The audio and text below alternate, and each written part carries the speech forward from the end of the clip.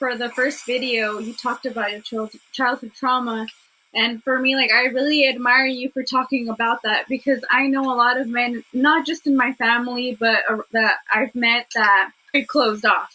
You can tell, like, they're shut down. Yeah, this guy's not going to talk about how he feels, but I know there's a lot going on.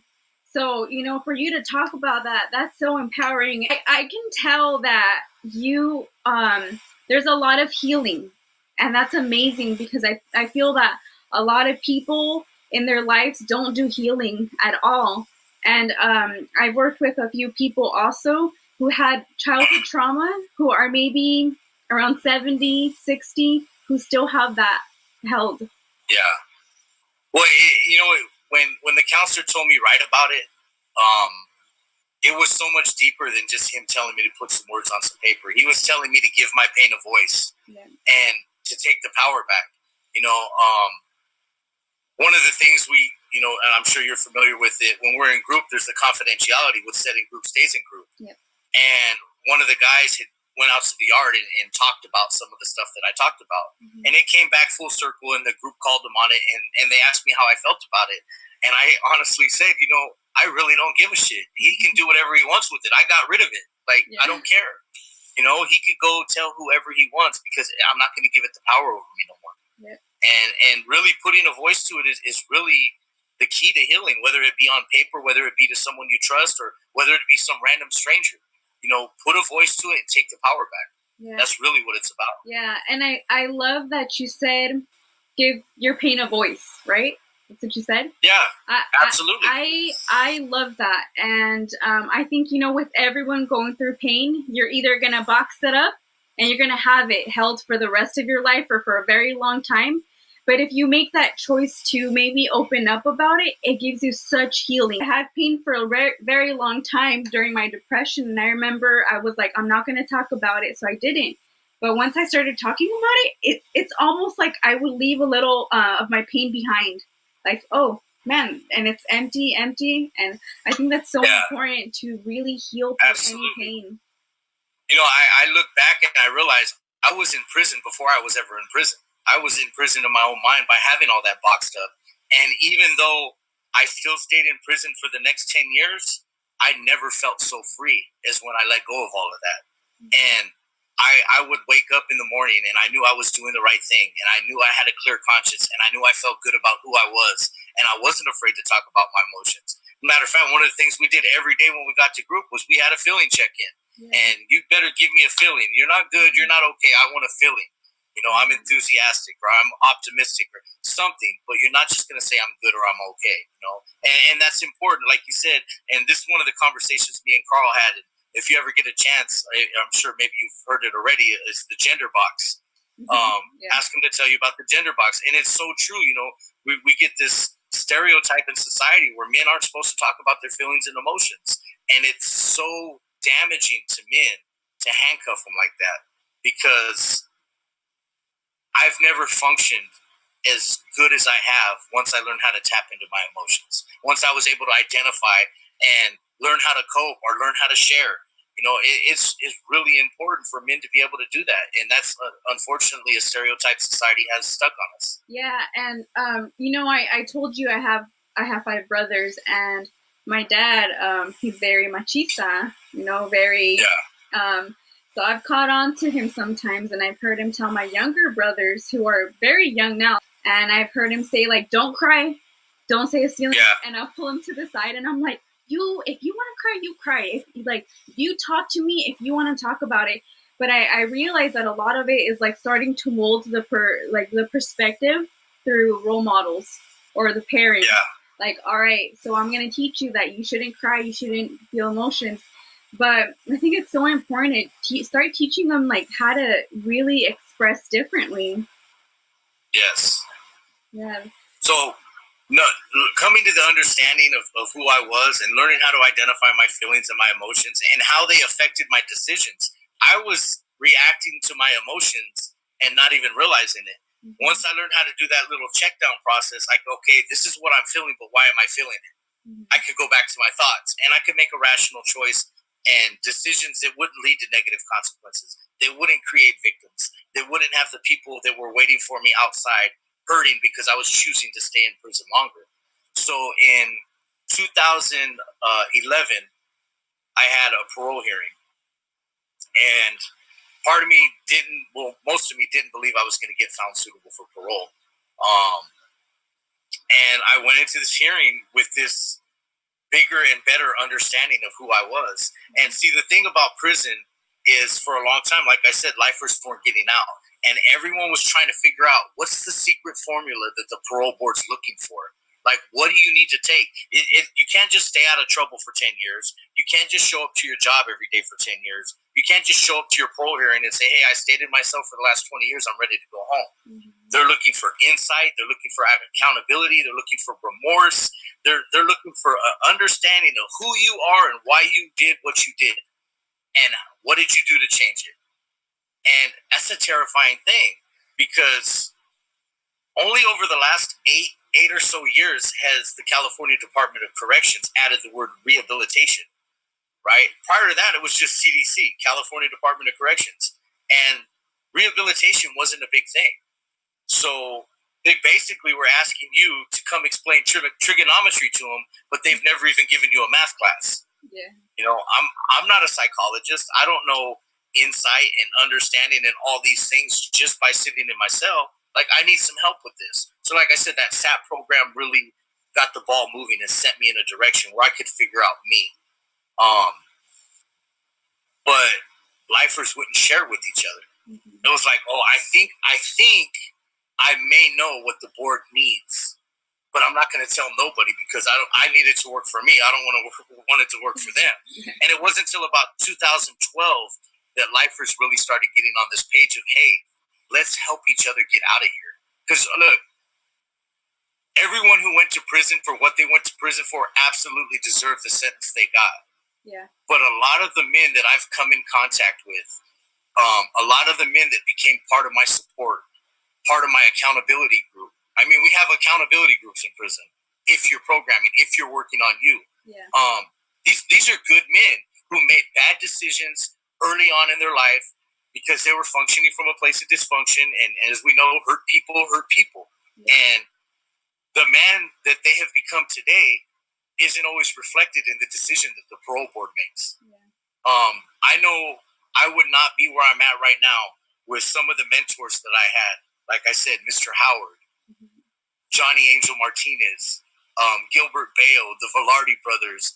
These are guys that are doing absolutely wonderful things in prison to help other people understand who they are, you know, to really get them to come up out of their traumas and be the man that they're supposed to be. So we started working with each other. We started sharing. We started picking each other's brain. We started sitting in circles and talking about traumas. We'd be like, circle it up. Yeah. You know, let's circle it up. And one person would be in the hot seat, and we'd start firing questions at them. You know, it's hoping that they could develop an understanding of who they are and why, or connect the dots. But, you know, I really, really am grateful for having those men in my life, because I wouldn't be who I am without their help. That's amazing. And, you know, it seems like you had people who were a really good support system for you. But I think one of the things also that I picked up on you is that you as a person were really able to be like, I'm done with whatever else that, you know, like you didn't have the identity before, but right now you're going to be on a different level, like somewhere where you want to find yourself and what you want to do and who you want to be. And I think that's so important that it comes from you also. Yeah, and you know what? It took the building of myself, the self-esteem that I lacked for so many years. And it was like, once I found it, and once I understood who I was, mm-hmm. It's like there's no getting in the way of that. Mm-hmm. Like, I'm never giving nobody or nothing the power of that again. Like, I'm the master of me now. That belongs to me, and it's no one else's. And I feel very confident in that. So in 2011, I was found suitable for parole at the parole hearing, even though I didn't think that was going to happen. Mm-hmm.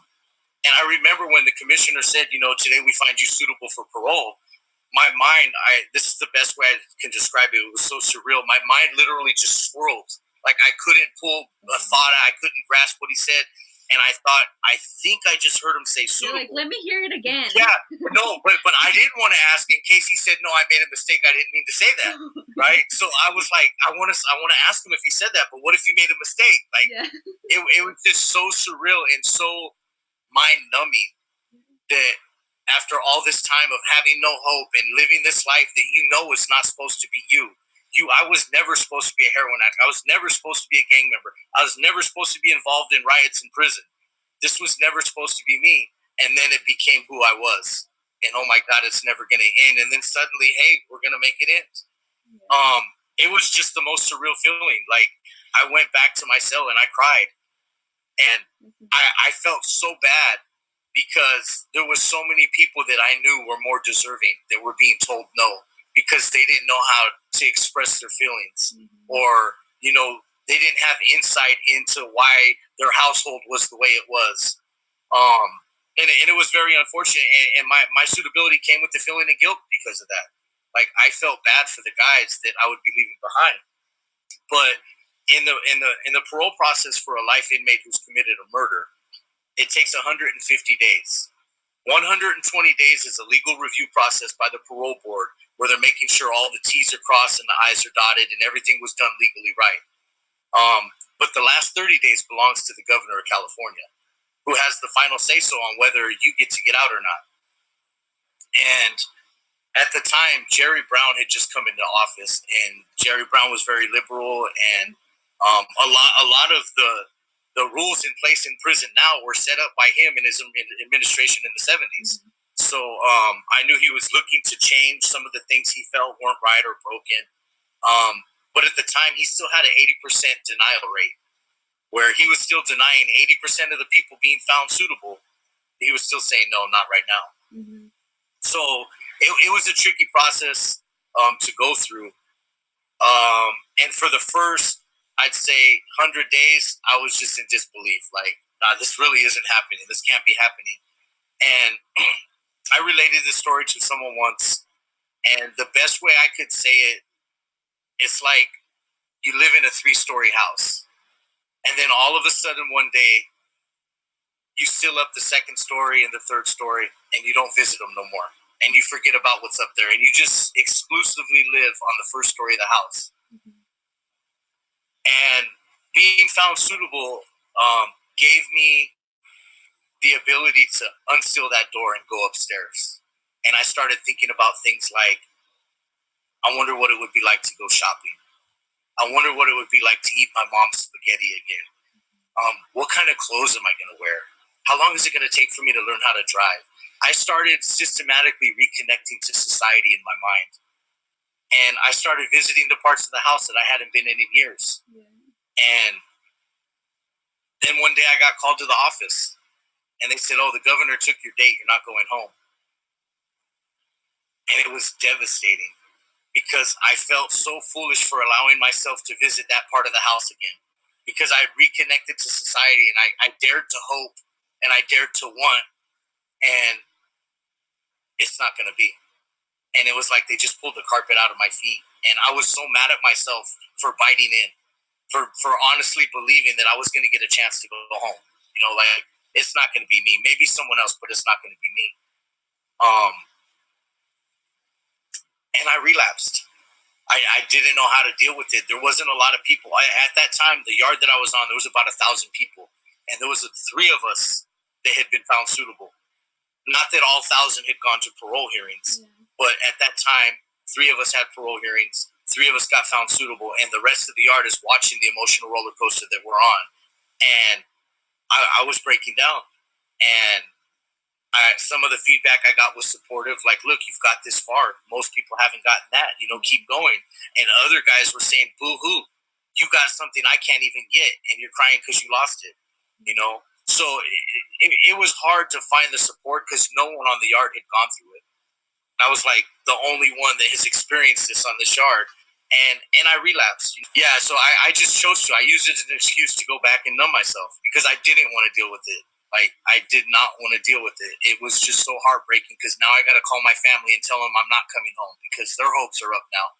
And I got to break their hearts. So this this process continued. I would go back to board about every 14 to 16 months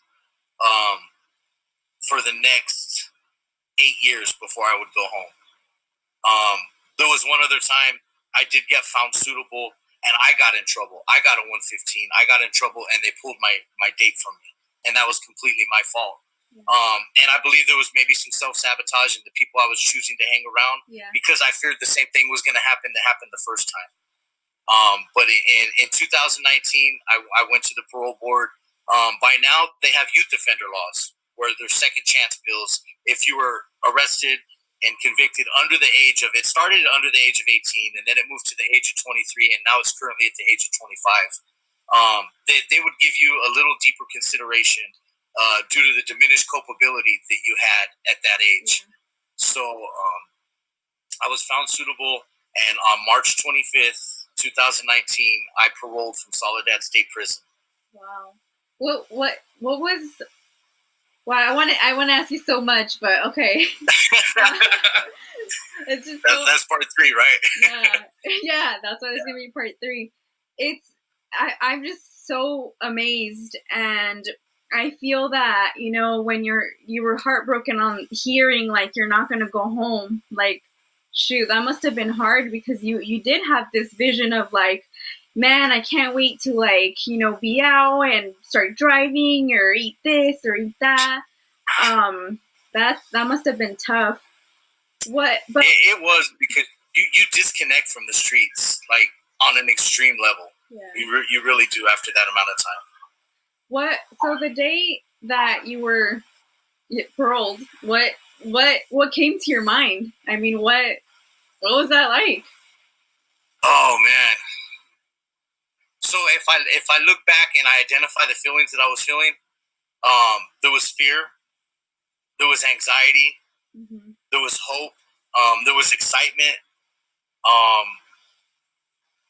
a rush of emotions. It was just such an emotional roller coaster.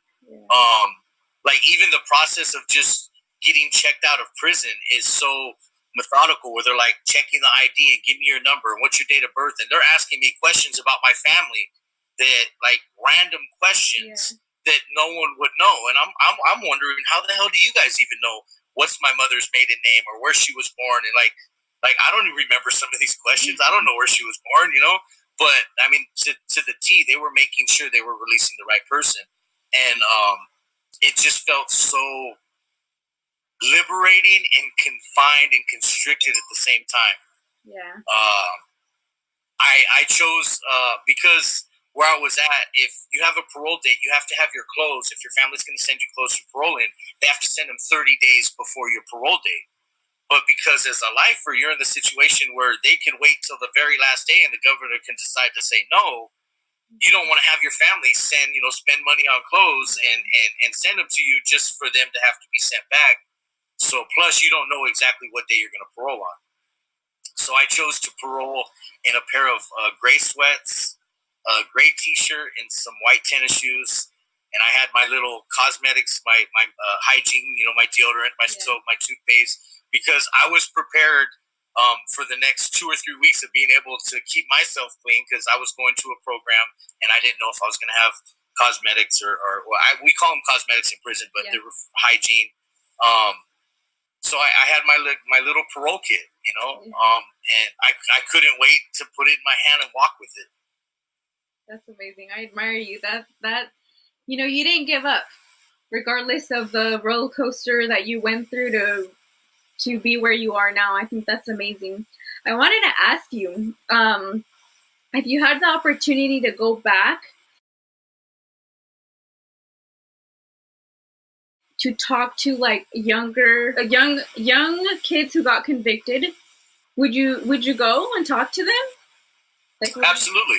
I think that your perspective is so different, only because I felt that you were at point 8 and like you're on the opposite end of that, which is amazing, because I feel like you went through so much to be where you are now. And I feel that young kids, not only that are in prison, but in general that maybe have gone through things, just youth, period. Yeah. Just they benefit from hearing your story, from hearing like where you are now and what you're doing, because what you're doing is amazing. And I think that a lot of young kids kind of don't have the opportunity to hear like in a way where maybe they can relate, or maybe you don't get me, so I'm not going to tell anyone, or you don't get where I'm coming from. So I think that would be amazing. So I just wanted to ask, but that's great. And well, one of the goals I'm working on right now is to go back to school to finish my AA, so I can be an AOD counselor. Oh, awesome! Ooh, you're gonna be great. I think that's gonna be great. Thanks again. It's always you.